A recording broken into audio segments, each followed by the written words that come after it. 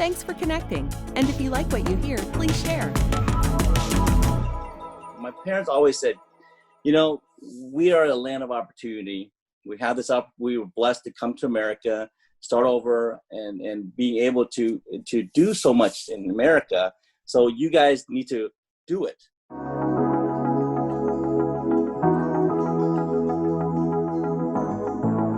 Do you want to know how amazing people connect? Well, you're in the right place.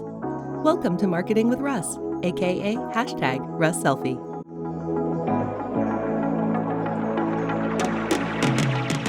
Today's episode brought to you by Haugen's Gallery, photography that makes you look good. Call them for all your personal branding needs, and R&M Exterior Care of Albany, Oregon. For pressure washing or exterior care, call R&M.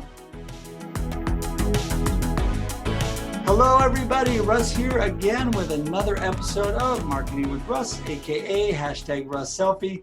So great to have you all with us again today, and I am so excited for my guest today, John Pham, who's here. He is just an incredible person, great personality. First time we met, we just hit it off right from the get-go. And so John is a great guy, and he has been going through some really challenging things, as we all have during COVID, and making transitions and pivots in his business and the medical field and all that he's doing. So we're going to talk about that. But first off, I want to remind you that my name is Russ Hedge, and I am a coach, motivational speaker, podcaster, obviously, of Marketing with Russ, aka #RussSelfie, and author of the new book, Befuddled, Live the Life You Choose. And if you're interested in that, you can talk to me more by connecting with me on russhedge.com. That's the best way to get a hold of me. Russhedge.com has the links to all my contacts on social media, email, everything you need. And you can actually schedule time to chat with me right on my calendar on my website. That's russhedge.com, and look forward to getting a chance to connect with you. So without any further ado, I want to say hey to John. John, how's it going? Hey, Russ, how you doing?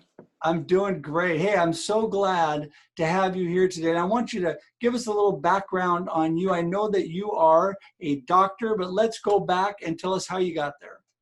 So I'm a family physician. So how I got back to where I'm at today is actually way back starting in 1975, being an immigrant from Vietnam after the war, coming over here at 3 years old, and pretty much living in Portland most of my life. Went to school in Portland, went to school at Oregon State, and went to medical school in Iowa.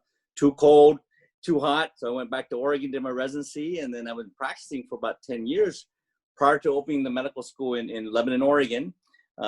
Dean Paula Crone was my program director, and she said, hey, John, come join me in Lebanon. And I said, well, first of all, where's Lebanon?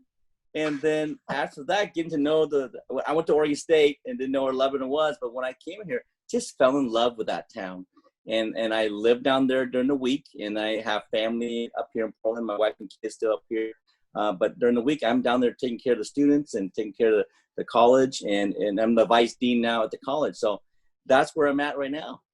Well, that is just so interesting, and we're going to get a little bit more in depth in the short time we have, but I know the reason that we hit it off is because we're both Beavers, both went to Oregon State, go Beavs, and also, as you said, you grew up in Portland, and I grew up just in a suburb of Portland, so we're from the same areas, which is awesome. But hey, before you got to Portland, your family coming from Vietnam, how was that transition? And, just tell us in a nutshell how that was as a child. Well, leaving your country to the fall of Saigon, coming over here. My dad was a fighter pilot during the war, so if he stayed, he would have been imprisoned. After the communists took it over, my mom was a work for the airline, so we got all our family over from Vietnam to Oregon. Actually, originally from Camp Pendleton in California. Then our Catholic Charities sponsored us to Portland, and that's where we lived in Portland all our lives. So we from there. My parents had to start over. We left everything left Vietnam, had nothing except for their children and their heart and soul to start over. So we worked at, my dad was a pilot, mom saying, so where would they do? So they did a lot of odd jobs over the years, and finally they went to the Portland Saturday Market. If you are from Portland, you know that. So what we did there is they said, we can sell Asian food here. And so for 30 years almost, that's what they did. And I got my work ethic because as a kid at 5 years old, I was working with them on the weekends at the Saturday Market. and going through the whole thing, taking care of them. Then we went and became, business owners, opened a restaurant and so forth. My parents always said, we are a land of opportunity. We have this up. We were blessed to come to America, start over, and being able to do so much in America. So you guys need to do it. Live that American dream. And my parents encouraged us to go into higher education. So I'm the oldest in the family. With two younger brothers and going through it, I became a physician. My brother became a dentist. My youngest became a chiropractor. So it's because of the close-knit family, our faith, our belief in, communication, community. That's where we're at. And so I'm blessed that our journey, it's a long journey, but we're so blessed to have this opportunity as an immigrant to live in that American dream. Yeah, you are blessed. I can tell you that. And what is so great is the great mindset you have. And I don't know if that just comes from your faith or from your parents' work ethic and all that they instilled in you, but the combination of things obviously set you and your family on a great path, because you just need to move forward. The subtitle of my book out is called Live the Life You Choose, and we all get to choose what's in front of us. And this is really a great land of opportunity. No matter what is happening, we can always get out there and choose how we want to do things and where we want to go.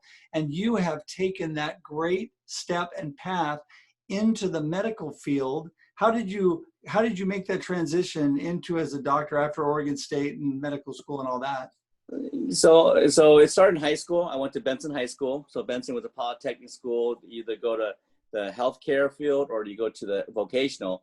My parents were always saying, why don't you, all my other cousins, we came over here, they're like engineers and stuff, like kind of like the common male things you do. And then you go to healthcare and nurses and stuff like that. My cousins were, and then my parents go, why don't you look at the healthcare field? So that's the route. We went to the health area. Benson was very structured. And then from there, I went to Oregon State to kind of keep focusing on the grades and the test scores. And that's when I kind of start going, this is an opportunity. I wouldn't be able to be a doctor back in Vietnam. My parents have that, that necessity for us to do that. And so getting this opportunity to become a physician was a dream come true. Also, my faith, I always prayed. I didn't get into medical school right away. I speak two languages. So when you bring it, your mind goes in multiple places when you try to get in, like I'll say a prayer in English easier, but I can't do it I can't do it vice versa. And so there's some prayers I can't do in English, but I can only do it in Vietnamese. and it's really interesting how my mind works. And so because of the faith, that before I always said, I always prayed, said if I get in, I will help others get in. And so once I got in, I've always helped mentor younger generation of doctors, and hence leaving my practice and joining the institution was to continue carrying on my faith, my promise to carry on the giving back to the community. And that's why. Yeah, that is well, so incredible. I mean, the fact that first of all, I'm glad I only have to pray in one language, so that helps, except for my heavenly language. But anyway, and so then also, the fact that you just really want to give and help people, and I just really admire you for that. The university there is incredible. I've been through it several times. And it was really kind of interesting because my son, one of his roommates from Seattle, when he went to school, actually then came down to the university and was attending. And I got to meet him on campus there one time when I was by. So it's just incredible what they do there and the opportunities that are there right in Lebanon. I mean, who would have thought, right? Who would have thunk? Lebanon, Oregon. Well, no way. But it's a match made in heaven. Lebanon and the university. The two of us go side by side. And then I went to medical school in Iowa, and they didn't know that. They thought I went to the University of Iowa when I went to an osteopathic school there. But when you hear, the community braces the school and vice versa. And so the camaraderie we have, the community we have in Lebanon, it's incredible. I gotta say, I really enjoy myself in Lebanon, and the community is fantastic. Yeah, it's interesting because I get a chance to work in a lot of communities, and it is really unique in Lebanon. It is. I was actually just down there before you and I are talking here, And, it's such a family feel. It's such a hometown where everybody loves everybody. And really, it doesn't even matter that I'm from Salem. Some towns are more exclusive.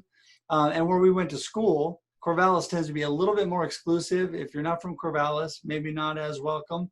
But I love Corvallis, by the way. But anyway, but Lebanon is definitely a down home, family feel, love everybody, support everybody. It is. It's just so great. And so I think it couldn't have been a more perfect fit. And the fact that they were so welcoming to the university and to the whole setup there. That's the motto, the city of friendless build. And Yeah. it's true. It's true. And the sense of community, a sense of family is true because of the support from the community, we sense that for our students, and our students pick us because of the sense of the community and the family atmosphere we have at Western. It's interesting because my theme for this podcast is how amazing people connect. And what I love about you and all that you have done is you've come to a new country, you've grown up, you've come from then growing up in a larger city, you've moved to a smaller city, and you have really melded with the city, connected with the people, and then connected with all the students to help them. And I love that about you and all that you're doing. Well, it was like when you and I connected, we hit off right off the bat. It's just a matter of meeting the right people that can set your life in a forward path.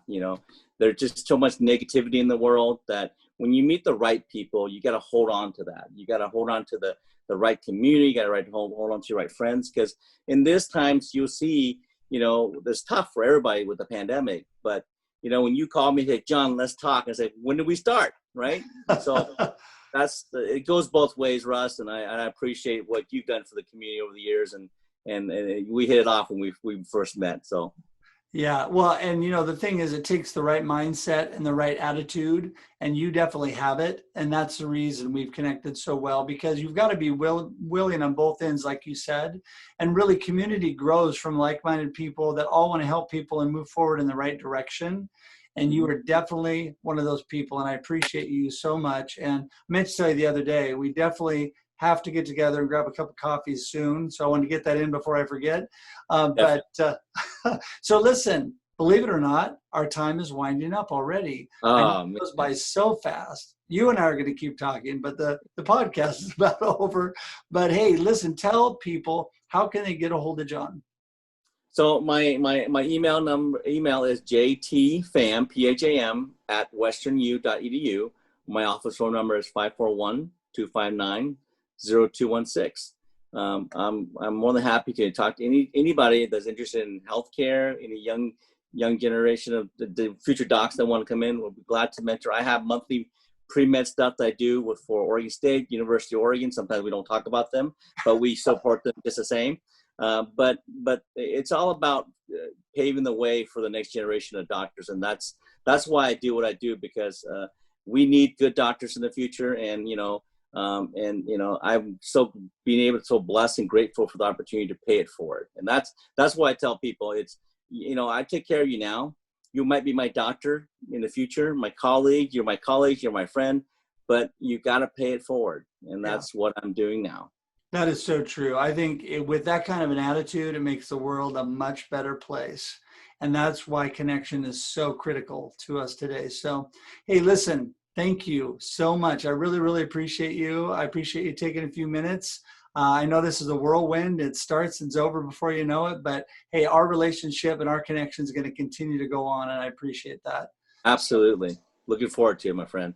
Thank you. Hey, listen, thank you for all of you watching today. Hopefully you've gained some great value from this. I know it added value to me, and I just appreciate all of you being willing to give us some of your time. So I just pray for you and say that I hope that you have a fantastic day. Until we see you again, have a great life. We'll talk to you soon. Thanks for joining us for this week's episode of Marketing with Russ, aka #RussSelfie. Be sure to subscribe in your favorite podcast app so that you don't miss a single episode. Have an amazing day.